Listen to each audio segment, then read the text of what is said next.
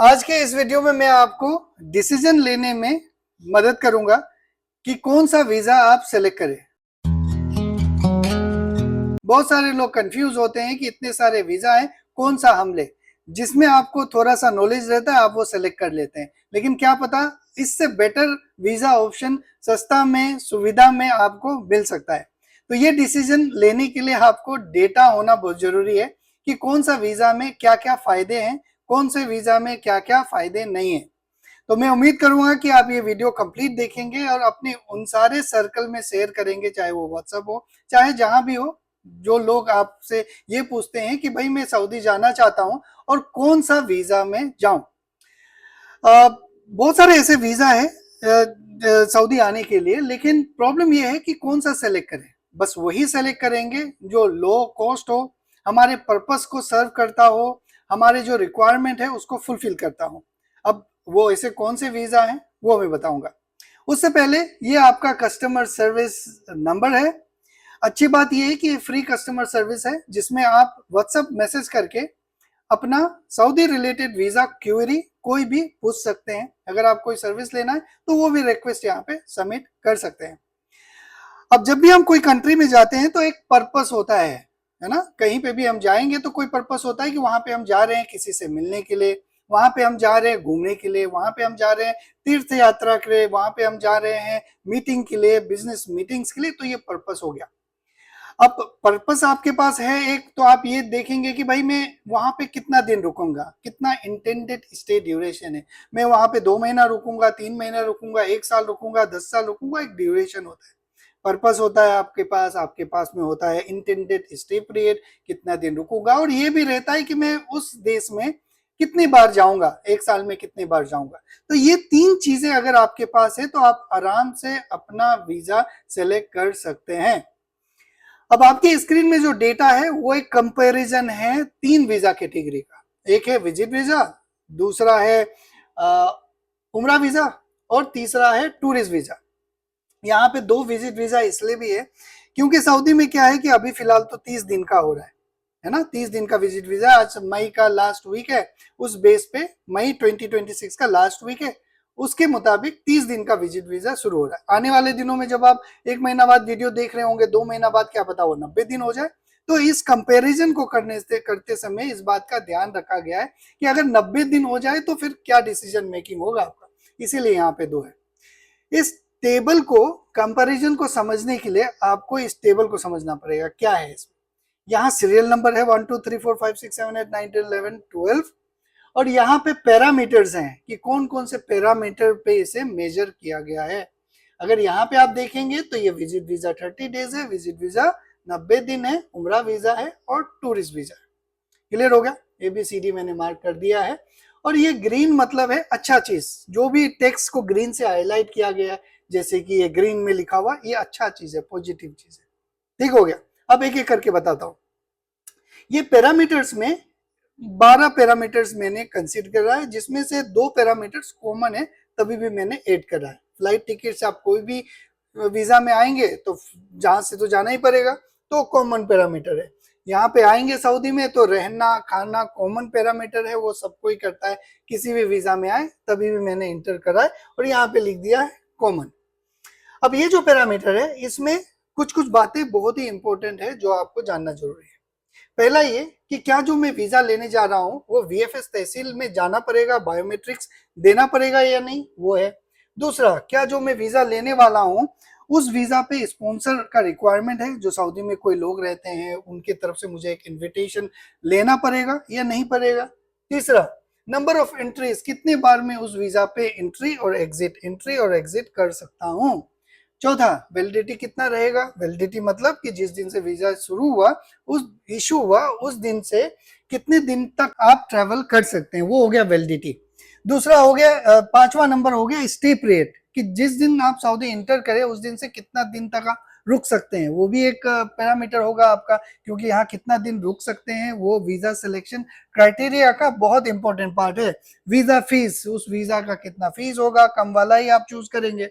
Processing time, जब हम उसे सबमिट करेंगे वीजा एप्लीकेशन को तो कितना जल्दी वो वीजा अप्रूव होता है। 8वां हो गया क्या वो स्टे पीरियड, अगर मैं सऊदी के अंदर रहता हूँ और स्टे पीरियड एक्सटेंड करना चाहता हूँ, क्या उस वीजा पे स्टे पीरियड एक्सटेंड होगा या नहीं होगा? नो हुआ। रिलेशनशिप प्रूफ चाहिए या नहीं चाहिए, डॉक्यूमेंटेशन कैसा है उसका, कंप्लीट बहुत ज्यादा चाहिए या कम चाहिए, वो भी एक पैरामीटर है। ये पैरामीटर पे बहुत सारे लोग फैमिली विजिट वीजा नहीं ले पाते हैं, ये मान लीजिए। दूसरा, रिलीजन भी एक पैरामीटर है, क्योंकि सिर्फ मुस्लिम लोग ही उम्रा वीजा के लिए एलिजिबल है। 11th और 12th मैंने आपको बता दिया। अब जल्दी से मैं आपको इसका कंपैरिजन बता देता हूँ। विजिट वीजा में आपको बायोमेट्रिक्स रिक्वायरमेंट का जरूरी है। अगर आप 5 साल से उम्र से के बिटवीन 5 इयर्स एंड 80 इयर्स अगर आपका एज है, तो आपको वीएफएस जाना पड़ेगा बायोमेट्रिक्स देने के लिए। आप घर बैठे बैठे वीजा अप्लाई नहीं कर सकते। वही उम्रा वीजा में आपको वीएफएस जाने का जरूरत नहीं है, बस कॉपी ऑफ डॉक्यूमेंट आप सबमिट कीजिए एजेंसी को, वो आपके लिए वीजा अप्लाई करके दे देगा। टूरिस्ट वीजा में भी आपको वीएफएस जाना पड़ेगा बायोमेट्रिक्स देने के लिए। Same rules applies, 5 years to 80 years सबको जाना पड़ेगा।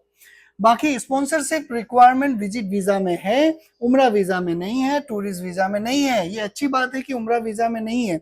आगे चल के मैं आपको नेक्स्ट स्लाइड में बताऊंगा कि कौन सा वीजा अच्छा है, तो कंटिन्यू आप देखते रहिए। नंबर ऑफ एंट्रीज अभी फिलहाल सिंगल एंट्री है, इसमें सिंगल एंट्री है, सब में सिंगल एंट्री है, तो इसमें कोई डिफरेंस नहीं है। स्टे पीरियड विजिट वीजा का 30 डेज है। अगर मान लो आने वाले दिनों में अगर 90 दिन हो जाता है तो वो 90 दिन होगा। उम्रा वीजा में ये मान के चल रहे हैं कि पिछली बार की तरह भी इस बार 90 दिन का वीजा आपको मिलेगा। टूरिस्ट वीजा में 30 दिन का वीजा मिलता है। अब वैलिडिटी भी ऑलमोस्ट उतना ही है सबका, स्टे पीरियड उतना है, वैलिडिटी उतना है। अब वीजा फीस का बात कर लेते हैं। वीजा फीस ऑलमोस्ट सेम है, विजिट वीजा का भी उम्रा वीजा का भी। लेकिन टूरिस्ट वीजा में अगर आप एजेंसी के थ्रू डॉक्यूमेंटेशन करवा के अगर जाएंगे तो थोड़ा ज्यादा पड़ता है आपको। लेकिन अगर आप खुद से अपना डॉक्यूमेंटेशन प्रिपेयर करके करेंगे तो जितने भी वीजा कैटेगरी है सबका फीस सेम है, यहाँ पे मैंने लिख दिया है। अब क्या वो वीजा एक्सटेंड हो सकता है? विजिट वीजा एक्सटेंडेबल है, उम्रा वीजा नॉन एक्सटेंडेबल है, टूरिस्ट वीजा नॉन एक्सटेंडेबल है। ओके, यहाँ पे एक्सटेंड नहीं किया जा सकता। अगर 30 दिन का है तो आपको 30 दिन प्लस 30 दिन 2 बार आप ऑनलाइन एक्सटेंड कर सकते हैं, मतलब 60 दिन का एक्स्ट्रा ड्यूरेशन मिलेगा। वही अगर 90 डेज का वीजा अभी तो नहीं मिल रहा है, जब आने वाले दिनों में मिलेगा तो आप एक बार तो 90 डेज रुक गए, फिर 90 डेज, फिर 90 डेज, 180 डेज एडिशनल आप एक्सटेंड करवा के रोक सकते हैं। उम्रा वीजा में कोई एक्सटेंशन का क्राइटेरिया नहीं है, ये इनका डीमेरिट है। टूरिस्ट वीजा में भी आप एक्सटेंड नहीं करवा सकते हैं। ओके, तो ये एक एक्सटेंशन क्राइटेरिया है। एक्सटेंशन कैसे करना है, क्या सारी चीजें हैं, इसके बारे में बहुत सारे वीडियोस है। आने वाले दिनों में जब एक्सटेंशन का समय आएगा तो इस तरह के वीडियोस भी आपको मिलेंगे। Okay, relationship proof. Visit visa में आपको रिलेशनशिप प्रूफ चाहिए होता है। अगर आप हस्बैंड वाइफ को बुला रहे हैं तो वाइफ का या तो मैरिज सर्टिफिकेट हो, नहीं तो दोनों के पासपोर्ट में दोनों का नाम करेक्ट कंप्लीट लिखा होना चाहिए। उम्रा वीजा में कोई रिलेशनशिप प्रूफ का रिक्वायरमेंट नहीं है, टूरिस्ट वीजा में कोई रिलेशनशिप प्रूफ का रिक्वायरमेंट नहीं है। अब रिलीजन का बात करें तो विजिट वीजा हर रिलीजन के लोग एलिजिबल हैं। उम्रा वीजा के लिए बस मुस्लिम एलिजिबल हैं, और टूरिस्ट वीजा सारे रिलीजन के लिए एप्लीकेबल है। तो ये था 10 पैरामीटर्स, 2 कॉमन है तो 10 पैरामीटर्स जिसपे आप मेजर कर सकते हैं। अब बात करते हैं रिजल्ट का। अब मैंने तो आपको बता दिया कि भाई ये है, तो ये अधूरा है। अब मैं आपको बताता हूँ रिजल्ट।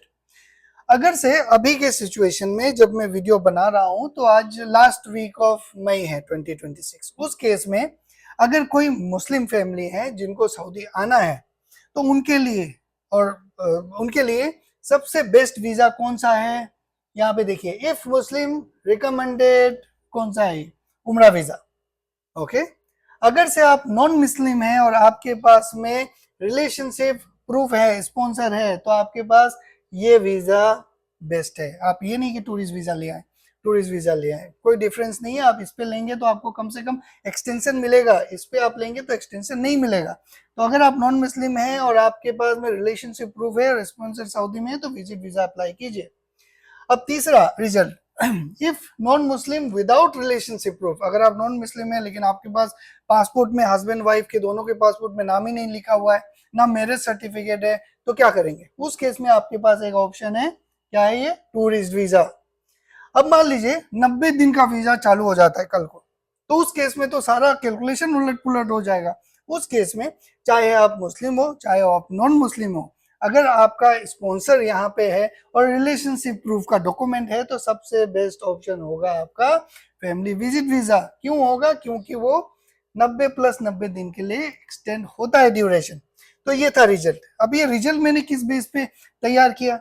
ये मैंने इस बेस पे तैयार किया कि जो कॉस्ट वाइज कन्वीनियंट हो, जिसका प्रोसेसिंग सिंपल मतलब आसान हो, स्टे पीरियड ज़्यादा मिले और इजी हो सारा सीक्वेंस, इसीलिए मैंने आपको ये बताया है। एक बार स्क्रीनशॉट लेके देख लीजिएगा।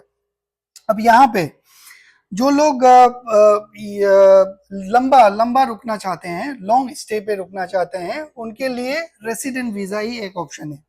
यहाँ पे मैंने एक नॉन जीसीसी लिखा हुआ है। क्यों? क्योंकि जो जीसीसी रेसिडेंट है उनके लिए 90 डेज और मल्टीपल एंट्री मिल रहा है, लेकिन जो नॉन जीसीसी है उनके लिए ये सारा पैरामीटर बनाया गया है।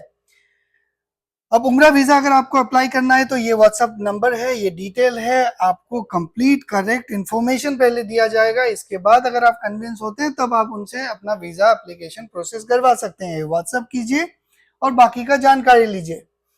और इसके साथ और भी 2-3 सर्विसेज है, जैसे कि ऑल इन वन सर्विसेज। ये सर्विसेज सिर्फ विजिट वीजा वालों के लिए है, और ये मत समझिएगा कि ये पूरा वीजा का फीस भी इतना ही है।